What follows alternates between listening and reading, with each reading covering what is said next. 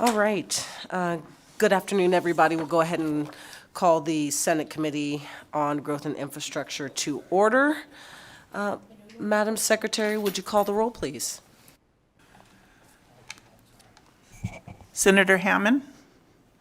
Senator Hansen? Here. Senator Pizzina? Present. Senator Spearman? Here. Chair Harris? Here. Thank you so much. Go ahead and mark Senator Hammond present when he arrives. We have 4 members present, so we have quorum. Just a quick reminder, be courteous and respectful with others during the meeting, even if you disagree with their position. Make sure you mute your mic when you're not speaking. The first and only bill on our agenda today is Senate Bill 59, which revises provisions relating to vessels. Committee members, you should have received an amendment. Please let me know if you don't have it. Looks like everybody's got it. So I'll go ahead and invite the Department of Wildlife to the table. There you are. And you all can begin your presentation when you're ready. Great. Thank you very much. For the record, I'm Alan Janae. I'm the Director of Nevada Department of Wildlife. And here with me, I've got Captain Brady Phillips and past employee, but willing participant and much appreciated attendee, Brian Boyles, who is now with the Office of Project Management. He's the administrator over there. But he was one of our wardens, one of our captains there at Nevada Department of Wildlife that helped draft this language and the proposal, or the language within. So he agreed as a condition of his leaving, like we had any control, but to come help us present this. So it's we greatly appreciate that. We'll quickly walk you through just an overview of what we're looking to do with Senate Bill 59. Go ahead and start. Yep. We like pretty pictures. So the goals of the bill are to bring NRS 488 into compliance with the federal regulations, specifically the Coast Guard regulations, with life jacket terminology and the engine cutoff switch. Additionally, to provide clearer language for types of vessels by using language scheme consistent with that federal terminology, to provide a more expeditious path for law enforcement to remove abandoned vessels from the landscape, and to remove the mandate for law enforcement officers to extract equipment from vessels in the field absent due process. Continuing on, we're looking to close a loophole in operation under the influence language, the OUI language, improving public safety on waterways with a common sense approach, to add language referring to 2 new types of vessels and making conforming changes to requirements for those vessels in step with the U.S. Coast Guard policy, and to add protection for the department and its officers for engaging blue lights on their patrol vessels for public safety purposes, and to add language that mirrors NRS 501385, thereby giving game wardens the same enforcement authority sanction persons obstructing the warden in the boating sphere as they have currently in the wildlife sphere. And you all have received a copy of our friendly amendment. Some of this was cleanup that was caught in the drafting.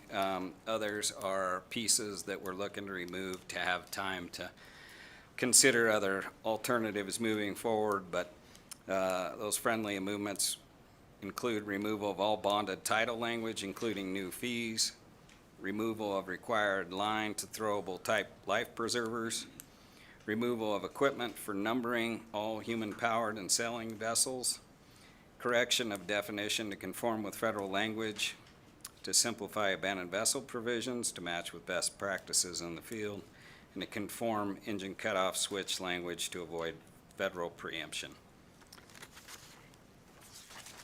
And so, understanding that the amendment has some changed language, we wanted to take the opportunity to walk you through the bill and the amendments that we're suggesting as far as those friendly amendments to try to make it a little bit cleaner. If you look at the amendment paperwork, and refer back to the bill, you'll see that in sections 6 and 7, those are those title bonding paragraphs. We're looking to bring that back to the agency to consider some other alternatives, and so we're pulling that out of this bill. And as far as the rest of the Coast Guard crosswalk, I'm going to ask that Brian Bowles, Administrator from Office Project Management, walk us through the rest of that, if that works for you.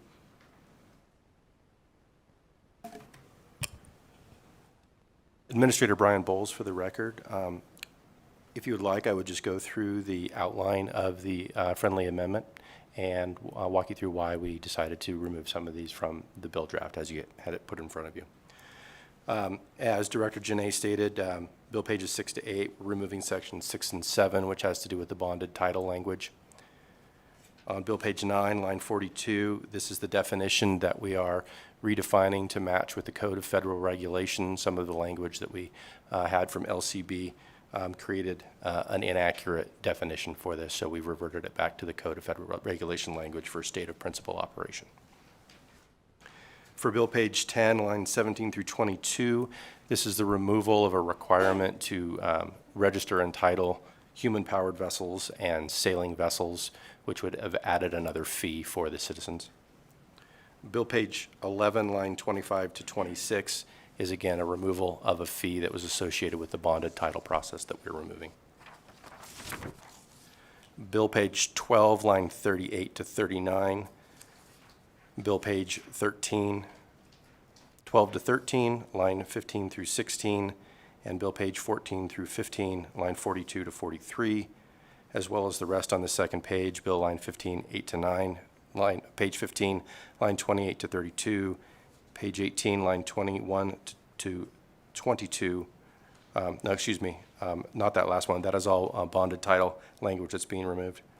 Bill page 18, line 21 to 22 is a removal of a provision with not less than 30 feet of throwing line attached. Right now, boaters have to attach a long 30-foot line on a throwable life preserver, which defeats the purpose, and often you can't throw it as far as you need to. So this is just removing that requirement that a line be attached so that the device can operate as it's designed to do. Bill page 19, lines 23 to 30, the department amended language here has to do with the removal of abandoned vessels from the landscape. This was some language from LCB that changed a bit of the intent, and so we offered this amendment to return to the best practice in the field. Page 31, section 38, lines 8 to 41 is the mirroring of the federal language. The Coast Guard recently passed federal legislation regarding engine cutoff switches. Nevada was one of the only states that had an engine cutoff switch requirement in the United States. Upon passage of that federal law, Nevada's law got preempted unless we mirrored the language of the federal regulation exactly. As this went through the LCB, it got changed enough for the review of the Coast Guard to return this language as the required language to mirror that to avoid the federal preemption of our engine cutoff statute. This language here in section 38, line 8 to 41, was actually drafted by the United States Coast Guard Office of Boating Safety so that it would pass their preemption requirements. And that is all we have when we stand here for any questions. All right, thank you so much. Committee members, any questions? Senator Hammond. Thank you, Madam Chair. Sorry for my lateness, but I do have one question as I was reading through the bill. In section 24, you refer to something that might be blocking any kind of waterway, if it's blocking ingress or egress. And I want to make sure you comment on this a little bit, clarify it. You have a procedure in case something looks like it's blocking and it involves 48 hours, but what if it actually is blocking something? Do you have a procedure in place that you can remove something right away without having to? This is again section 24, subsection 3A1, I believe, A1. Can you explain to me, what if you do have a vessel that is blocking the waterway completely and you can't get something past it? You can move it right away, right? For the record, this is Administrator Brian Bowles. Thank you for the question, Senator. The answer is yes. If there is something that is immediately a hazard to navigation, it can be removed immediately. Some of the confusion that we have with removing abandoned vessels comes from this 48-hour language, which is why the friendly amendment actually provides for the direct removal if it meets certain criteria. Great, thank you. I think it was weighing on me all weekend. Clarify that. Thank you so much for that. Thank you, sir. It was too easy. Are there any other questions from committee members? Senator Hansen. Thanks, Madam Chair. Mine deals with Section 39. The current law reads, except as otherwise provided in this chapter, any person who violates any of the provisions of this chapter is guilty of a misdemeanor. But you guys expand it for some reason. What's the reason for the expansion? For the record, Administrator Brian Bowles, through you, Madam Chair, to you, Senator Hansen. The reason for the expansion here was to specifically mirror the provisions in 501-385, which is the same penalties provision in the wildlife chapters. Our wardens didn't have a commensurate power to sanction somebody who was obstructing them while enforcing the laws in Chapter 488 as they did in the other chapters. Okay, good. That's what I figured, because that's actually a bit of a problem. I was reviewing 502-120, and I had the ACLU look at it too, and the language that you have here basically violates people. This is a criminal statute, and it violates people's Miranda rights, basically. Because what you're saying here is that if you look at 502-1202, you better check that out, because hearing on that is Thursday.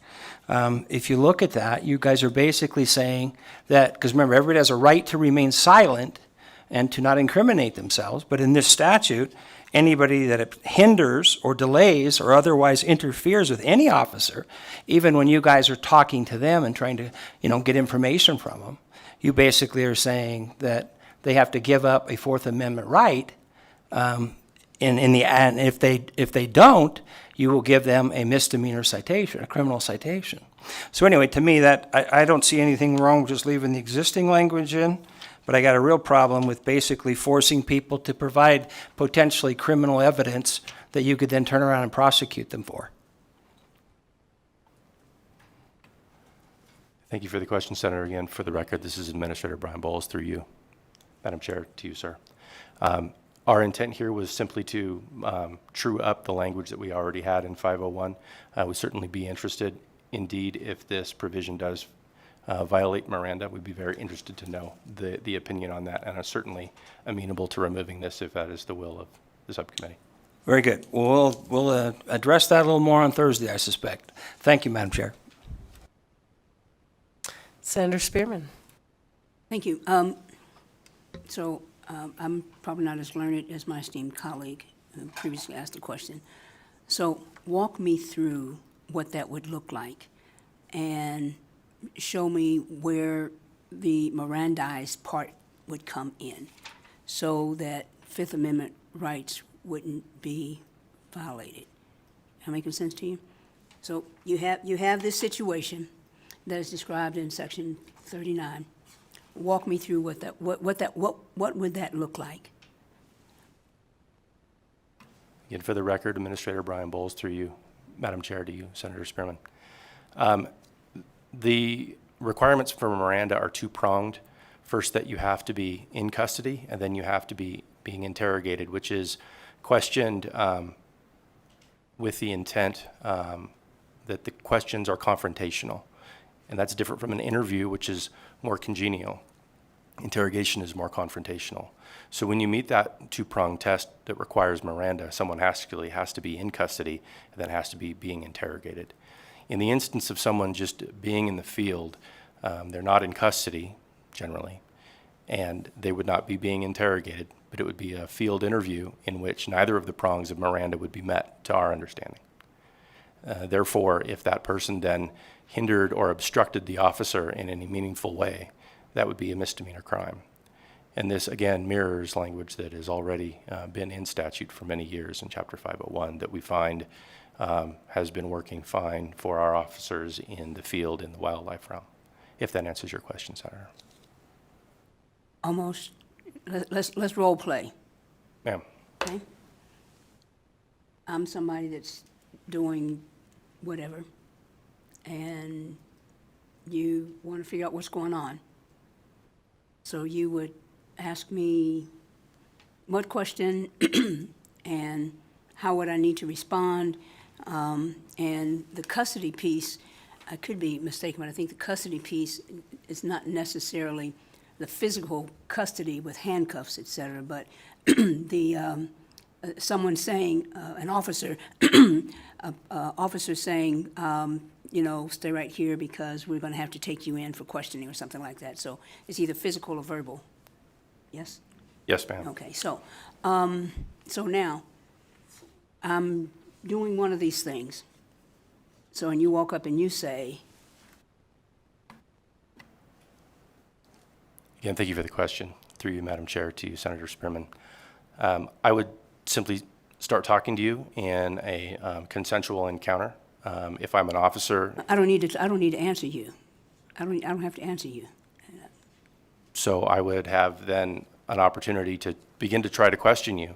However, if you were hindering me in some way or obstructing my ability to investigate the scene, whether that be the scene of an accident involved in two boats colliding, or whether, you know, you could be potentially operating under the influence, or for whatever other reason, you were in my way and potentially aggressing against the officer, not to a point where you were striking me as the officer, but hindering my ability to do my job. Generally, that's when we instruct our officers to start thinking about a hindrance or obstruction.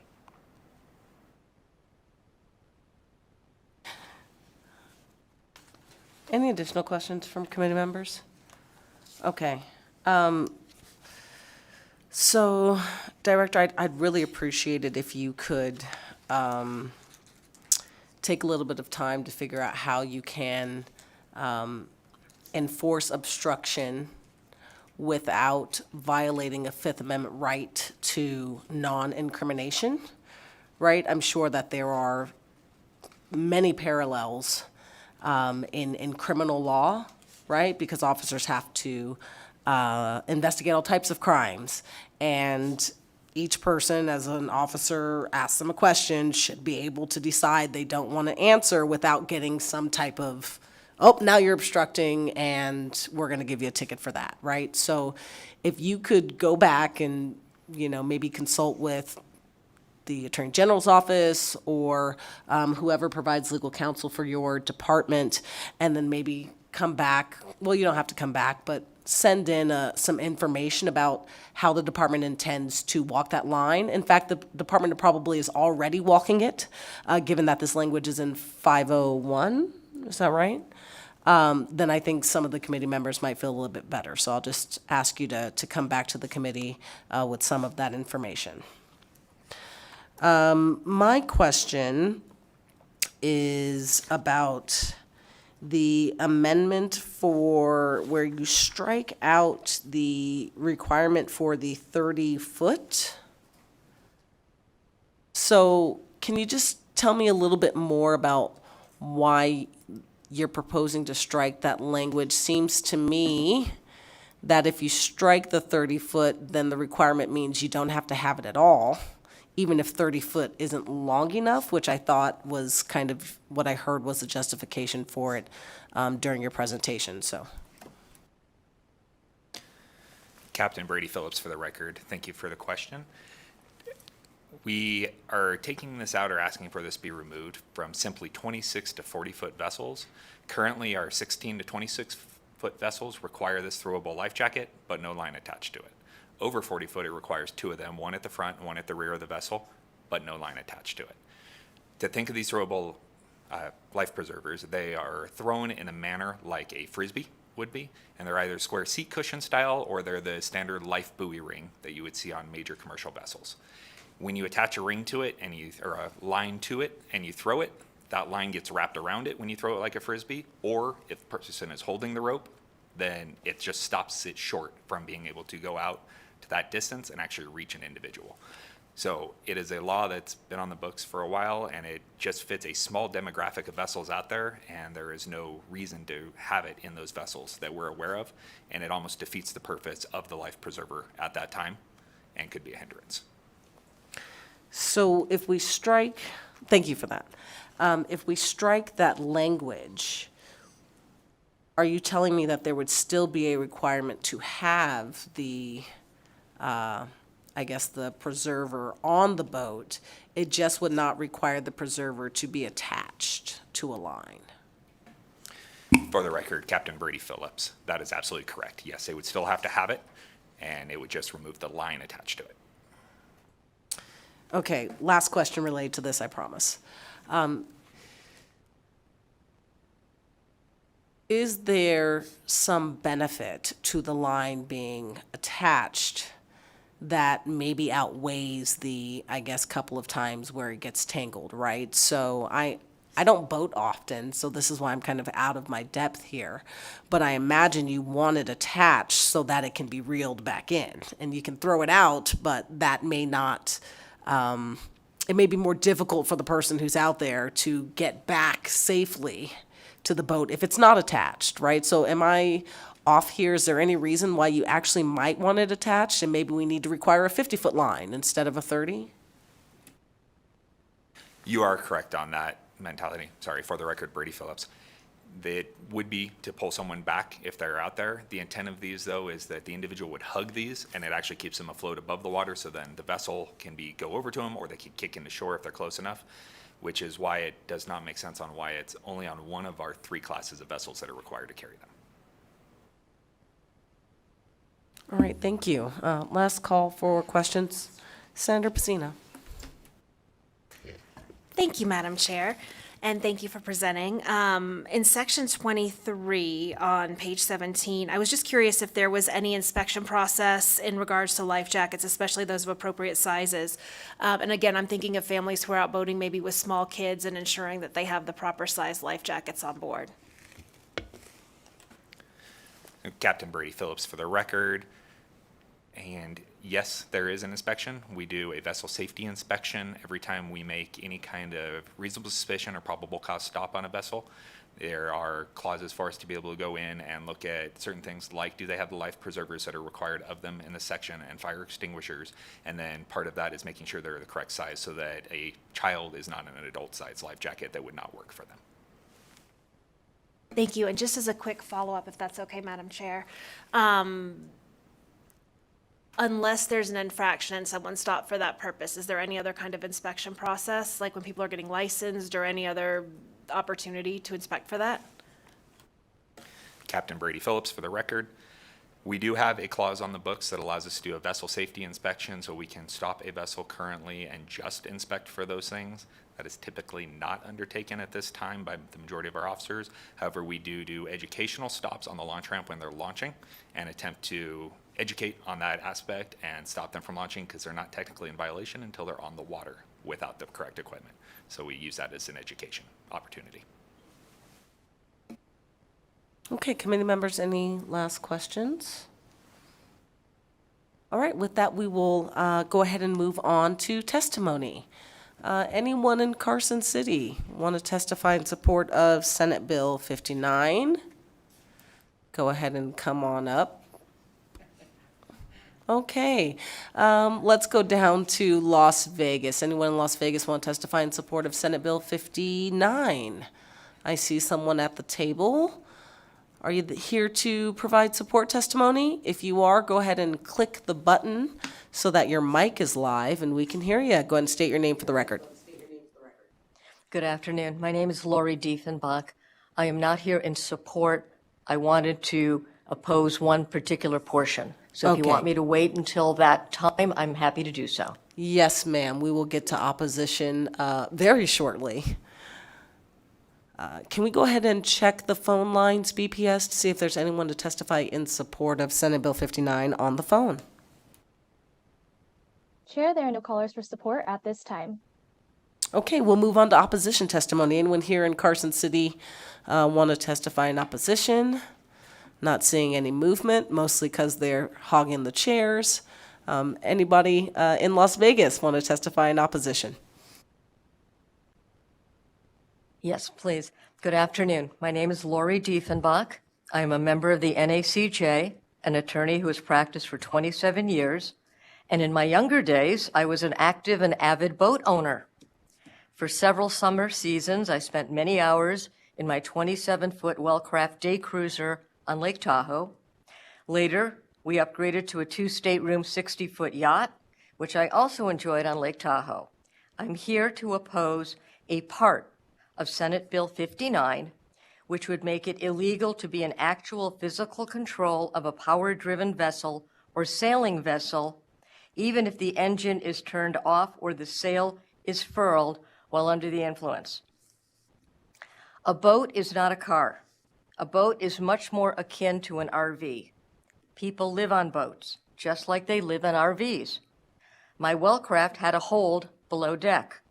In the hold was a sleeping berth, a galley, a sink, a head, and it had a primitive shower on board. The yacht had even more amenities, 2 bathrooms, full showers. It was designed for travel to Alaska. It was insulated and heated. We could stay on it even in the winter. When a boat is docked, moored, anchored, or beached, it is a home, a living space. Just as law enforcement would not be walking through campgrounds looking for parked RVs to check if the owner is impaired, the Nevada Department of Wildlife should not be authorized by law to check if a vessel that is not under power or sail has adults on board who are impaired. Once the boat engine starts up or the boat raises its sail and takes off, that makes it different. By all means, board and check to make sure that no one is impaired. At the very least, there should be a distinction between boats that have holds and living spaces and those that do not, such as ski boats or racing craft. But I would urge this body to reject that portion only of Senate Bill 59 and leave the law the way it is currently written as to operating under the influence. Thank you. All right, thank you so much. BPS, is there anyone on the phone who'd like to testify in opposition to Senate Bill 59? Chair, there are no callers for opposition at this time. Okay, we will go ahead and move on to testimony in the neutral. Anyone here in Carson City like to testify in neutral position? Not seeing any movement. A quick visual check in Las Vegas shows that there's only one person who just testified in opposition. The sake of being repetitive, let's go ahead and see if there's anyone in neutral on the phone lines, please. Chair, there are no callers for neutral at this time. Okay, thank you. Director, would you be willing to take some of those comments into consideration, propose an amendment that might allow folks who are living on their boat to enjoy it as those who might be using it as a residence that's permanently on land? Thank you for the record, Director Alan Janae. I think that's something we could contemplate. I've got to talk to these gentlemen to understand exactly what what that would be, but I think that's probably an amendment we could consider. All right, great. Happy to hear it. Thank you. With that, we'll go ahead and close the hearing on Senate Bill 59 and open it up to public comment. Anyone here in Carson City here for public comment? All right, I don't see anyone in Las Vegas either. And for good measure, let's check the phone lines. Anyone available for public comment on the phone, BPS? Chair, the public line is open and working. However, there are no callers at this time. Okay, with that, committee members, we are adjourned. Have a great day.